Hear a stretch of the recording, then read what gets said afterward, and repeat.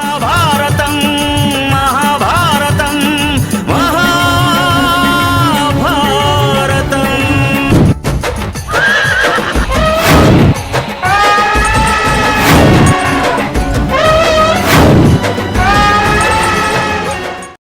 వాగ్దేవి ఉవాచ. ఒక మంచి మాట. రత్నైర్మహాబ్ధేస్తుతుషుర్న దేవా న భేజిరే భీమ విషేణ భీతిం సుధాం వినా న ప్రయయుర్విరామం న నిశ్చితార్థాద్విరమసంతి ధీరాః. అమృతం కోసం పాలసముద్రాన్ని దేవతలు రాక్షసులు చిలుకుతున్న సమయంలో క్షీరసాగరంలోంచి అనేక అమూల్యమైన రత్నాభరణాలు లభించినా తృప్తి చెందలేదు. భయంకరమైన కాలకూట విషం వంటి హాలాహలం పుట్టినా భయపడలేదు. కామధేనువు, కల్పవృక్షం, ఆదిలక్ష్మి వంటి అమూల్య సంపదలు లభించినా ఆనందించలేదు. అమృతాన్ని సాధించే వరకు పట్టుదలని విడిచిపెట్టలేదు. అలా ఆశయసిద్ధికి కృషి చేసేవారు చివరి వరకు తాము అనుకున్నది సాధించే వరకు పోరాడుతూనే ఉండాలని భర్తృహరి పదే పదే చెప్పడం జరిగింది. శుభం భవతు.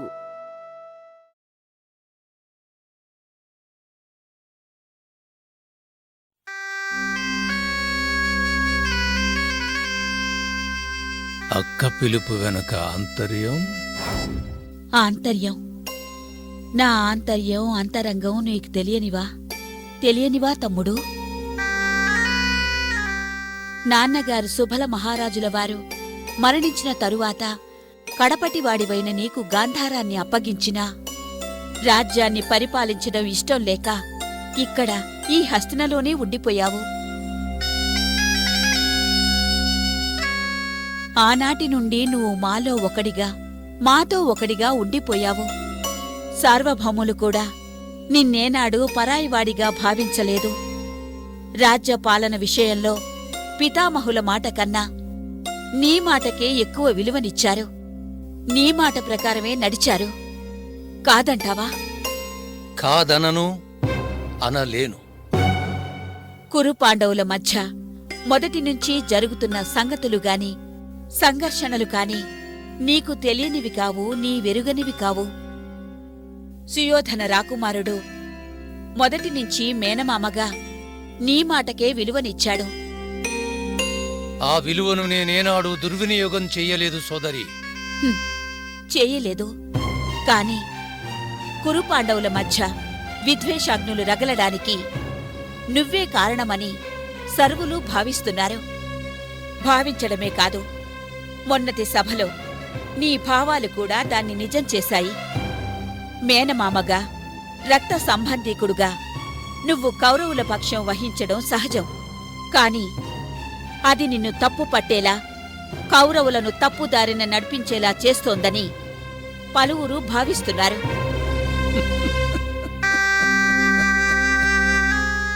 లోకులు కాకులు ఎన్నో విధాలుగా మాట్లాడతారు. అవన్నీ పట్టించుకోకూడదు సోదరి. నాకు కావలసింది నా మేనల్లుళ్ళ క్షేమం.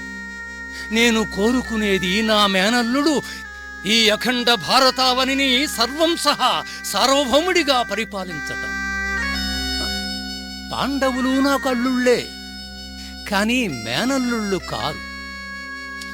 మంచివారో దుర్మార్గులో నా మేనల్లుళ్ళు నాకు ముఖ్యం గాని కుంతీపుత్రులు వారు నాకు అయినవారెలా అవుతారు చెప్పు? అందుకే నేను గాంధారీసుతుల పక్షం వహించాను. నీ కొడుకులకు మార్గం సుగమం చెయ్యడానికి ప్రయత్నిస్తున్నానే గాని ఈ కురుమహాసామ్రాజ్యానికి నేను అధినేతను కావాలని ప్రయత్నిస్తున్నానా చెప్పు? ఆ భావన నాకెప్పుడూ లేదు తమ్ముడు. కాని పాండవుల విషయంలో నువ్వు కొంత ఉదాసీనత పాటించి సుయోధనుడికి నచ్చచెప్పి కనీసం 5 ఊళ్ళైనా ఇవ్వడానికి ప్రయత్నించినట్లయితే రాబోయే విపత్తు తప్పి ఉండేదని నా ఆశ. కృష్ణుడి మాటలు, బెదిరింపులు నిన్ను బాగా కలవరపరిచినట్లున్నాయి సోదరి. కాదు కాదు, పాండవులు పరాయివారు కాదు, మరిది కొడుకులు. పాండురాజు మంచితనం, కుంతి హృదయమార్ధవో నాకు తెలుసు. అందుకే అర్ధరాజ్యం ఇవ్వకపోయినా వారడిగిన 5 ఊళ్ళు ఇచ్చైనా కొంతలో కొంత శాంతపరిచి ఉంటే బావుండేదని, సబబుగా ఉండేదని నా అభిప్రాయం. నీ అభిమతము అభిప్రాయము సమంజసమైనవే సోదరి. కాని ఆభిజాత్యపరుడైన నీ సుతుడు దానికి అంగీకరించడు. ఈ సంగతి ప్రాయోపవేశం చేయబోయిన నాడే నీకు స్పష్టమై ఉండాలి. అది నీ చర్యే అంటున్నారు. నాకత్యంత ప్రీతిపాత్రమైన ఈ పాచికలు పట్టుకుని చెబుతున్నాను. సుయోధనుని ఈ నిర్ణయం వెనుక నా మంత్రాంగం ఏదీ లేదు. ఆ విషయం పరిచారకుడు చెప్పేంత వరకు నాకూ తెలియదు. ఆ వెనుక రారాజును నేను వారించాలని, ఆ ప్రయత్నం నుంచి విరమించాలని విశ్వప్రయత్నం చేశాను. వయసున చిన్నవాడైనా పాదాలు పట్టుకుని బతిమాలాను. వినలేదు, వినిపించుకోలేదు. ఏం చేయమంటావో చెప్పు. ఆ విషయం పరిచారకుడు చెప్పేంత వరకు నాకూ తెలియదు. ఆ వెనుక రారాజును నేను వారించాలని, ఆ ప్రయత్నం నుంచి విరమించాలని విశ్వప్రయత్నం చేశాను. వయసున చిన్నవాడైనా పాదాలు పట్టుకుని బతిమాలాను. వినలేదు, వినిపించుకోలేదు. ఏం చేయమంటావో చెప్పు.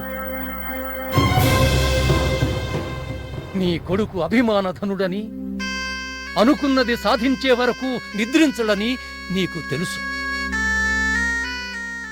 అల్లుడి ఆలోచనల్ని నేను కొంతవరకు సమర్థిస్తానే గాని రారాజు ఆలోచనలో లేని విషయాన్ని నేనేనాడు చెప్పలేదు, చెప్పబోను కూడా.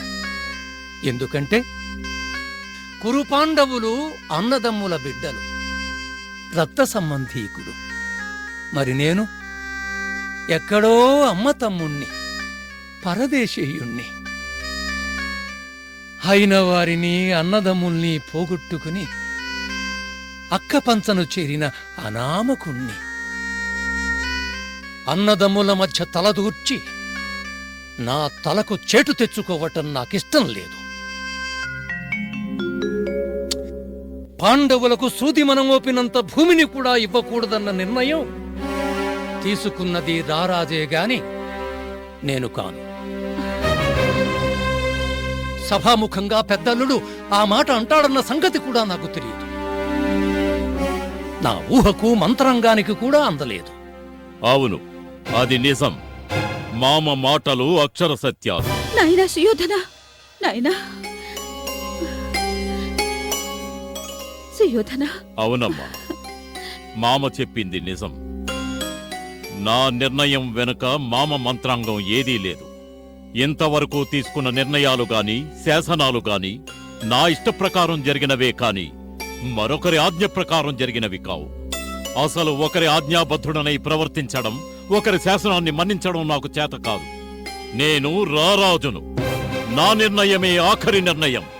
నా నిశ్చయమే సర్వుల నిశ్చయం. నాయనా సుయోధన, పాలిచ్చి లాలించి పెంచిన దాన్ని నీ గుణగణాలు, నీ మనోగతాలు నాకు తెలియనివి కావు. కాని పాండవుల పరాక్రమం నాకెక్కడ గర్భశోకం మిగులుస్తుందోనని నా భయం. అమ్మా, ఎవరికైనా ఎంతటి వారికైనా మరణం తప్పదు. ఏ భూమిపై పుట్టిన భగవంతుడికైనా మరణం తప్పదు. ఇది సత్యం, ఇదే సత్యం. అటువంటి మరణానికి నేను భయపడను, రణానికి వెనుదీయను. నాది ఒక్కటే మాట, ఒక్కటే నిశ్చయం. పగర గెలిచి తినేని ఈ జగతినేలుకొనెదా, అనుజన్ములును కొడుకులును కొలువా,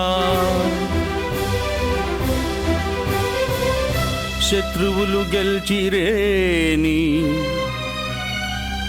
సపరివారమనుభవించెదా నాకలోకానుభవము.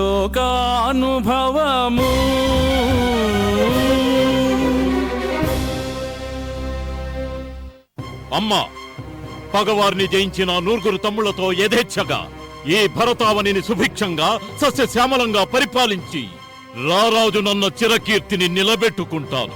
లేదా వీరమరణం పొంది స్వర్గాన సభలు తీరుస్తాను. ఆయుష్మాన్ భవ. అంత మాట అనుకు నాయనా, నేను వినలేను. తల్లిగా నీకు విజయమే కలగాలని ఆ సదాశివుణ్ణి ప్రార్థిస్తున్నాను. కానీ పాండవ పక్షంలో దేవతలు కూడా ఉన్నారని, వారే పాండవులకు విజయాన్ని వరింపజేస్తారని కర్ణాకర్ణిగా వింటున్నాను. ఆ భయం నన్ను పట్టి పీడిస్తోంది. యమ మహిష ఘంటికా నాదాలు ఎక్కడ వినవలసి వస్తుందోనని అనుక్షణం ఆందోళన చెందుతున్నాను. పాండవులకు దేవతల సహాయం, గీర్వాణుల సహకారం, ఇవి పాండవుల పక్షపాతులు, పాండవుల పట్ల వెర్యభిమానం కలవారు చెప్పే పసలేని మాటలు తల్లి. అయ్యో, వారికే గీర్వాణుల సహాయ సహకారాలుంటే ఈ సంజయ్ రాయబారాలెందుకు, ఈ కృష్ణ రాయబారాలెందుకు? తిన్నగా సమరమే చేయరా, చేసి కౌరవులను క్షణకాలములో నిర్జించి హస్తినాపుర సింహాసనాన్ని హస్తగతం చేసుకోరా. ఇవి వృధా మాటలు, వ్యర్థ పేలాపనలు.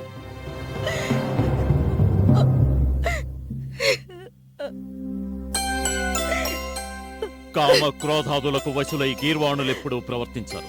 అలా ప్రవర్తిస్తే వారు దేవతలు కాలేరు, వారికి దైవత్వమూ నిలవదు. నీకా భయం వద్దు తల్లి.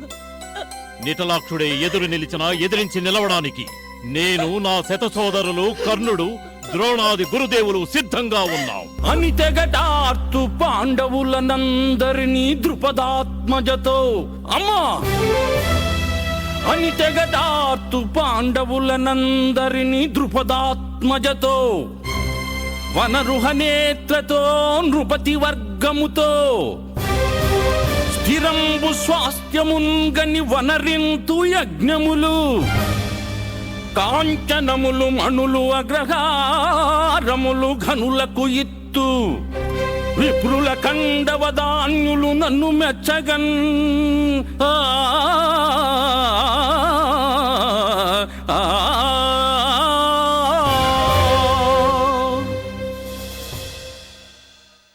ఇదే నా నిర్ణయమమ్మా.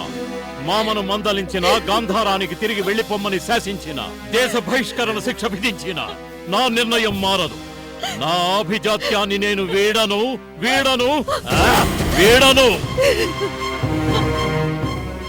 నాయనా, నాయనా, సుయోధన, సుయోధన, సుయోధన, సుయోధన.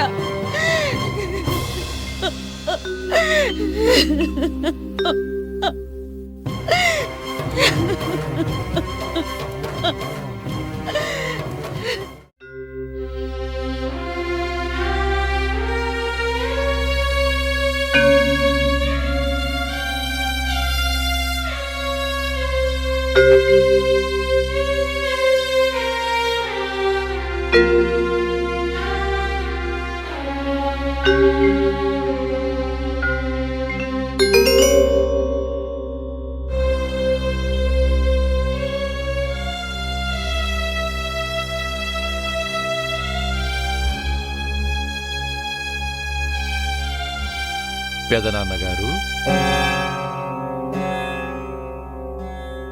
మీ ఆలోచనలు రేపటి గురించి. శ్రీరామచంద్రుడు రావణుణ్ణి నేటికి పోయి రేపురా అన్నట్టు గోపాలకృష్ణుడు సుయోధనుడికి కూడా ఆలోచించుకునే అవకాశం ఇచ్చాడు. అదృష్టం ఒక్కసారే తలుపు తడుతుంది, దైవం ఒక్కసారే అనుగ్రహిస్తాడు. అంది వచ్చిన ఈ అవకాశాన్ని సద్వినియోగం చేసుకోకపోతే కురువంశ క్షయం అనివార్యమవుతుంది. అమంగళం ప్రతిహతమగుగాక.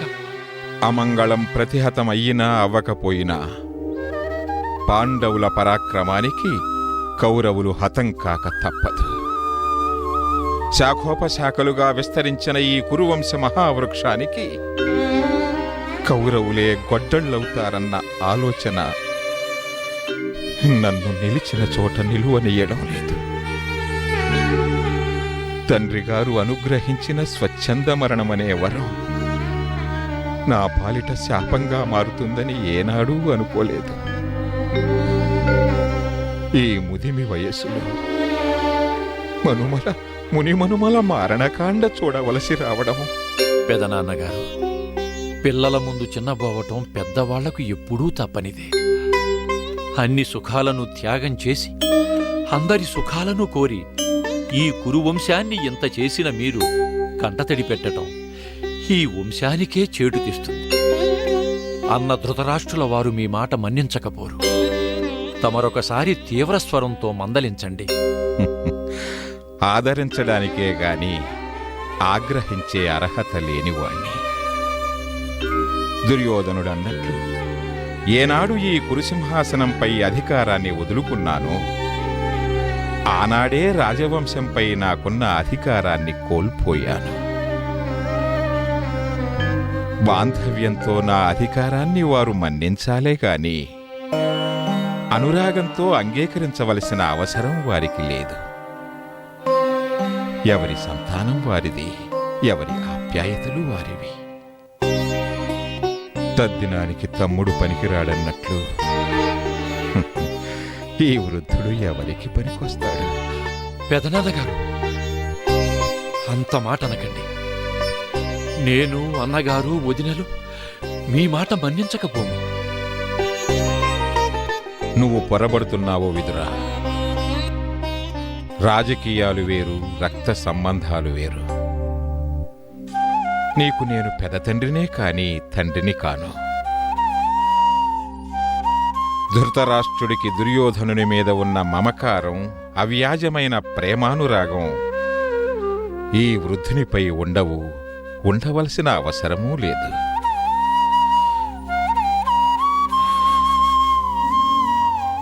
రాలిపోవడానికి సిద్ధంగా ఉన్న ఈ పండుటాకు గుండె అలజడిని ఎక్కడో తమ్ముడి కొడుకులు వాళ్ళెందుకు పట్టించుకుంటారు చెప్పు. 9 కౌరవులు, 5 పాండవులు, బాహ్లిక సోమదత్తాది పెదతండ్రులు, విదుర ధృతరాష్ట్ర పాండురాజులు ఎందరూ ఉన్నా దేవవ్రతుడైన ఈ గాంగేయుడు ఒంటరివాడు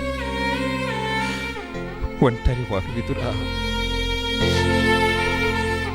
ఒంటరివాడు.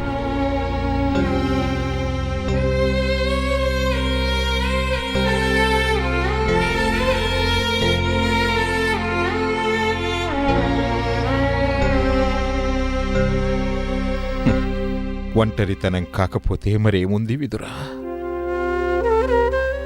అమ్మ కడుపున పుట్టిన వాళ్ళు ఆ అమ్మ కడుపునే కలిసిపోయారు.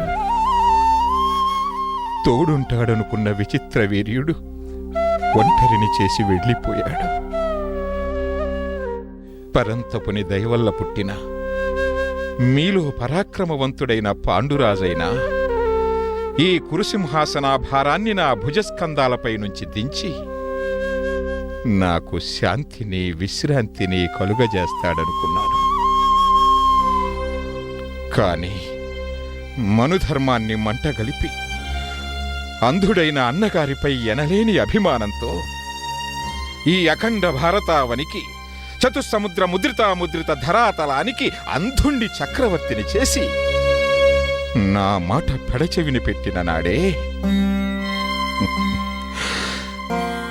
ఈ పెదతండ్రి అధికార ముద్రలు అంతరించాయి విదురా, అంతరించాయి.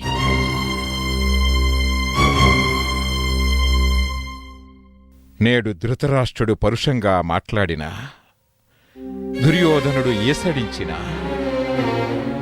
వృద్ధ జంబూకంలా ఒక మూల కూర్చోవలసిన వాణ్ణే కాని శాసించే అధికారం లేనివాణ్ణి, ఒంటరివాణ్ణి విదురా, ఒంటరివాణ్ణి.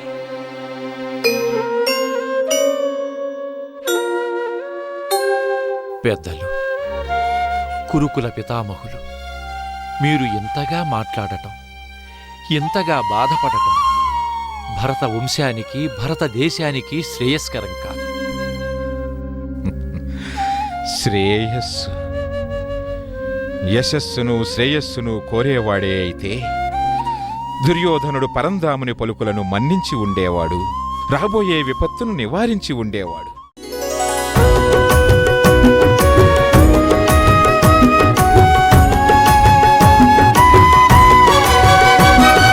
పంచమవేదం ప్రపంచ పంచామృతం అఖిల శాస్త్ర నిఖిల మంత్ర యంత్ర తంత్ర నిర్మితం సకల కళా సలలితం సత్యతత్వసహితం శ్రీమద్భగవద్గీతా చైతన్యమహితం శ్రీమద్భగవద్గీతా చైతన్యమహితం మహాభారతం మహాభారతం మహాభారతం